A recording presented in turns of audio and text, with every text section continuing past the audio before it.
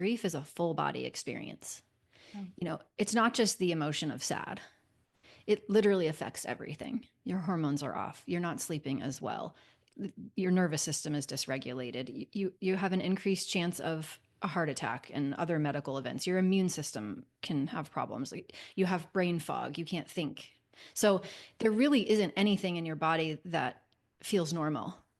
Yeah. And so just knowing that and knowing that, of course, they might be acting differently than you are used to them acting. And that doesn't mean they're doing anything wrong, or that doesn't mean necessarily that anything needs to be fixed. It's just this is what happens when we have an intense grief experience. So I think it's good to know that, right? Yeah. Yeah. And it's also good to know that if you are the one in that position, because if you aren't prepared for that, then you will think some of those things mean that there's something wrong with you or that you've done something wrong. For instance, some people would call this denial if they were using the 5 stages of grief, which is this whole soapbox I can get on about why I'm not a fan of that. But it's a very common experience to intellectually know that someone has died, but to still have our brain be expecting them to be there. Yeah.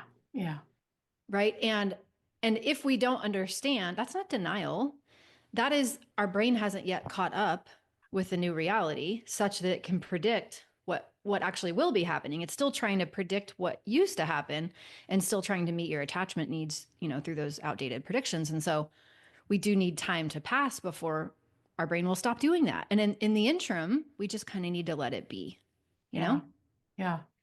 I also see just we come from a culture, most of us, that has taught us that feelings are problems and the goal of life is to be happy.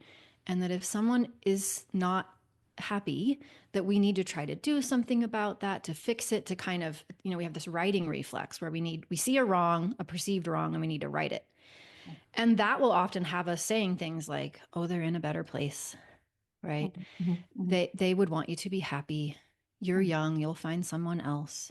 At least they're not in pain anymore, right? Saying these things that are kind of trying to find some sort of silver lining and make someone feel better. And that is the very last thing that usually the bereaved or, you know, the person experiencing grief wants. Usually what we want is we want you to be with us. We want you to witness what we're experiencing, and we aren't broken.